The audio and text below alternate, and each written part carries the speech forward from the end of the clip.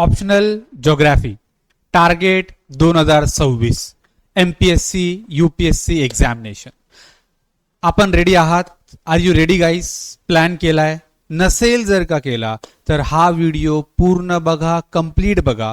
आणि या व्हिडिओमध्ये मी तुम्हाला 3 की लॉज देणार आहेत ज्याच्या थ्रू तुम्ही तुमची प्लॅनिंग फार इफेक्टिव्ह बनवू शकता. ओके, सो या व्हिडिओमध्ये आपण बघूयात की कसा 2026 जिओग्राफी ऑप्शनल आपण टार्गेट करू शकतो. Okay, so but video start करायच्या आधी, लॉस सांगायच्या आधी मला तुमच्याकडून एक एन्श्योर करायचंय की पेपरचा सिलेबस काय, कारण हा माहित असल्याशिवाय आपल्याला पुढे डिस्कशन डिफिकल्ट असेल. ठीक आहे, सो मग जिओग्राफी ऑप्शनलचा हा जो पेपर आहे, ठीक आहे, मराठी इंग्लिश दोन्ही असेल. सो हा 2 पेपर मध्ये डिवाइडेड आहे आपला सिलेबस. पहिला पेपर 1 त्याचा 2 पार्ट असणार, फिजिकल जिओग्राफी सेक्शन बी ह्युमन जिओग्राफी, आणि पेपर 2 मध्ये इंडियन जिओग्राफी, टोटल 10 युनिट्स. ठीक आहे, 5 unit 10 unit 20 units in total. आता जनरली आपण काय करतो, 2026 साठी 27 साठी प्लॅन करताय तर लक्षात ठेवा की आपण काय करतो, स्टडी डिरेक्टली जिओमॉर्फॉलॉजी या टॉपिक पासून करतो, कारण एनसीईआरटी तिथूनच स्टार्ट होतात. बरोबर, आपल्याला स्कूल डेज पासून आपण तिथूनच केलंय. पण लक्षात ठेवा तुम्हाला जिओमॉर्फॉलॉजी पासून डिरेक्टली स्टार्ट करायचं नाहीये. मी तुम्हाला परत सांगतोय, परत रिपीट करतोय, geomorphology is not, it should not be the first topic from which तुम्ही 27 आणि 26चा, ठीक आहे, आणि पुढेही इनफॅक्ट श्री गणेशा जिओग्राफी ऑप्शनलचा करणार आहात. ठीक आहे, नाही मग कुठून करू शकता? क्लायमेटोलॉजी, ओशनोग्राफी, इझी टॉपिक्स आहे गाईज. तुमचा जिओग्राफी मध्ये पूर्ण इंटरेस्ट बनून राहील जर तुम्ही इथून स्टार्ट केलं तर. जर तुम्ही इथून स्टार्ट केलं तर बिलीव्ह मी, एंड येईपर्यंत तुम्ही इथेच सगळे एक्झॉस्ट होणार आणि तुम्ही पुढे जाणारच नाही. ठीक आहे, त्याच्यानंतर इम्पॉर्टंट एरिया आहे सेक्शन बी ह्युमन जिओग्राफी, जो आपल्याला प्रिपेअर करणं मस्ट आहे ना. ह्युमन जिओग्राफी प्रिपेअर करणं फार इम्पॉर्टंट आहे, कारण तुम्ही जिओग्राफी ऑप्शनल जो घेतलाय तो इथून हा एरिया बघून तुम्ही ऑप्शनल घेतलं, लक्षात ठेवा. पण जिओग्राफीचा रिअल जिओग्राफी कुठे आहे? हा इथे आहे ना. दोन्ही पण इथे पण आहे, पण इथे ऍक्च्युअल रिअल जिओग्राफी आहे जी तुम्हाला समजणं मस्ट आहे. ठीक आहे, मला वाटतं या गोष्टी तुम्हाला क्लिअर आहेत. मग आता आपण आपले काही थर्मोडायनामिक्सचे तसेच जिओग्राफीचे लॉज बघूयात. पहिला झिरोथ लॉ है ना. झिरोथ लॉ का असतो? झिरोथ लॉ थर्मोडायनामिक्स मध्ये झिरोथ लॉ का केलाय? कारण 1, 2, 3, 4 हे लॉज आधीच रिव्हील झाले होते. ठीक आहे, त्याच्यामुळे आता हा एवढा इम्पॉर्टंट लॉ होता की तो कुठे टाकायचा, तर त्याला व्हॅल्यू दिली झिरोथ लॉ. राईट, सगळ्यात इम्पॉर्टंट. मग आपल्यासाठी पण ऑप्शनल साठी झिरोथ लॉ काय आहे? दॅट 2 गोष्टी. पहिला, that syllabus it should be on tip of your tongue. ठीक आहे, हा तुमच्या टिप ऑफ टंग वरच असला पाहिजे. कधीही मी विचारलं, कधीही असेल तर 20 युनिट्स तुमचे टिप ऑफ टंग असले पाहिजे. Second and the most crucial, PYQs. ठीक आहे, मग तुम्ही म्हणणार सर एमपीएससी ची अजून ते फर्स्ट एक्झाम आहे, तर मग कसं?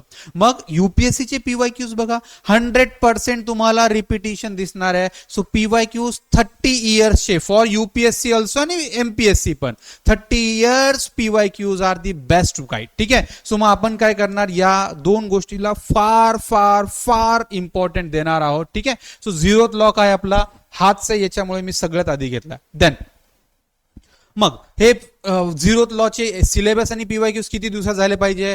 यू विल फाइंड की 10-15 दिवसात आपण प्रॉपर अनालाइज केलंय. आणि त्याच्यानंतर आपण काय करतोय, त्याला रेग्युलर डे ऑन डे बेसिसवर स्टडी करतोय. ठीक आहे, मग आता पुढे फर्स्ट थिंग फर्स्ट, आपण 2026 मेन्सला टार्गेट करत असणार. तर अशा केसमध्ये आपल्याकडे आजपासून जर नोव्हेंबर डिसेंबर 2025 हा जर का टाइम आपण कन्सिडर केला, ठीक आहे, मे बी तुम्ही तुमच्या अकॉर्डिंग याला टाइम स्ट्रेच करू शकता. सो मग फर्स्ट थिंग फर्स्ट, NCERTs. ठीक आहे, इंग्लिश मीडियम आहे तर NCERTs 6 to 12. ओके, मग हा तुम्हाला रीड करणं मस्ट आहे. मराठी मीडियम असेल तर स्टेट बोर्डच्या आपल्या बुक्स आहे त्या सुद्धा 6वी ते 12वी रीड करणं मस्ट आहे. ठीक आहे. सो तुम्ही काय करणार, या 2 बुक्सला सगळ्यात प्रायोरिटी बेसिसवर अटेम्प्ट करणार. त्याच्यानंतर मग दुसरं आहे जी.सी. लिऑंग. ठीक आहे. जी.सी. लिऑंग ही बुक आहे. मी हे सगळे सोर्सेस ऑलरेडी माझ्या पहिल्या व्हिडिओमध्ये सांगितलं, मी त्याला इथे पिंक करतोय. या व्हिडिओमध्ये तुम्ही त्याला जाऊन बघू शकता. ठीक आहे. जी.सी. लिऑंग हिंदीमध्ये पण आहे आणि मराठी इंग्लिशमध्ये पण आहे, तुम्ही रेफर करू शकता. आणि तिसरी बुक आहे रूपा मेड पब्लिकेशन. ओके. रूपा मेड पब्लिकेशनच्या 2 बुक्स आहे ज्या तुम्हाला बेसिक्स साठी, हा एरिया आहे आपला बेसिक्स वर वर्क करायचा. किती टाइम लागला पाहिजे, जर तुम्ही नोव्हेंबर डिसेंबर 25 पासून किंवा तुमचा जो काही टाइम असेल तिथून करताय, तर मी तुम्हाला सांगेल 1.5 मंथ. ठीक आहे. हा आपला टाइम एवढ्या या बुक्सला देणं मस्ट आहे. ठीक आहे. मस्ट आहे कारण इथून तुमची कन्सेप्च्युअल क्लॅरिटी येणार आहे, त्याच्यामुळे या गोष्टी करणं मस्ट आहे. पुढचा पॉइंट, हाऊ मेनी टाइम्स है ना. जनरली काय असतं लोकांचं की सर एनसीईआरटी रीड केली आहे, मी विचारतो किती वेळेस केली आहे, मग सर 1 वेळेस. नो, लक्षात ठेवा की एकदा रीड केलेली गोष्ट किती वेळेस तुम्हाला लक्षात राहिली, कधी विचार केला याच्यावर? Are you really Vivekananda?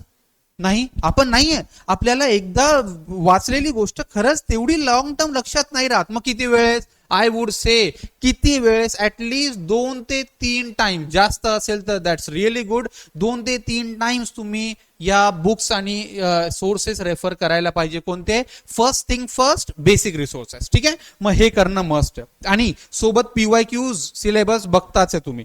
पुढचा सेकंड लॉ. ठीक आहे. Second law of geography study काय? इथे आता आपल्याला रेफर करायचे सगळे reference books. Okay.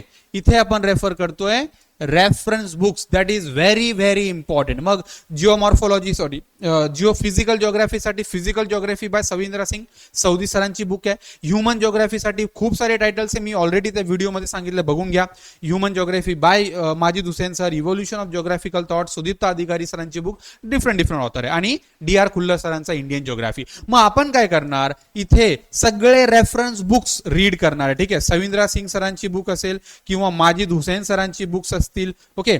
DR Khullar सरांची बुक असेल. ठीक आहे. सो तुम्ही काय करताय, रीड करताय. किती टाइम आहे, तुम्ही या बुक्स ऑलमोस्ट 3 ते 3.5 महिने है ना रीड करू शकता. ठीक आहे. सो ऑलमोस्ट आपला जो जिओग्राफी ऑप्शनलचा आपण जो टाइम लाईन सांगितलाय 5 मंथ. ठीक आहे. 5 ते 6 month almost you will find की तिथे त्या 100% कव्हर होत आहे. रेफरन्स सेकंड स्टेजला आपण एवढा टाइम दिलाय. कसा आहे याचा मी वाटल्यास डिटेल व्हिडिओ बनवेल, मला कमेंट बॉक्समध्ये सांगा जर का तुम्हाला त्याची गरज असेल तर. त्याच्यानंतर third and the most important. ठीक आहे. That is not the list. What? आता इथे ऍक्च्युअल तुम्ही बघा, 0th लॉ फॉलो केलाय, तुम्ही फर्स्ट लॉ फॉलो केलाय बेसिक्स आणि एनसीईआरटी, तुम्ही सेकंड लॉ फॉलो केलाय रेफरन्सेस. थर्ड मध्ये काय करताय तुम्ही, करंट अफेअर्स. राईट. इथे डेली रीड करताय. ठीक आहे. डेली तुम्ही करंट अफेअर्स रीड करताय. कसा जिओग्राफी ऑप्शनलची Loksatta, Hindu, Indian Express newspaper connect होतोय. ठीक आहे. मी वाटल्यास त्याचा सेपरेट व्हिडिओ सुद्धा बनवेल तुमच्या अंडरस्टँडिंग साठी, तो ते सुद्धा मला कमेंट बॉक्समध्ये सांगा जर का पाहिजे असेल तर. सो करंट अफेअर्स कसा कनेक्ट करायचा आणि मग आन्सर रायटिंग प्रॅक्टिस. ठीक आहे.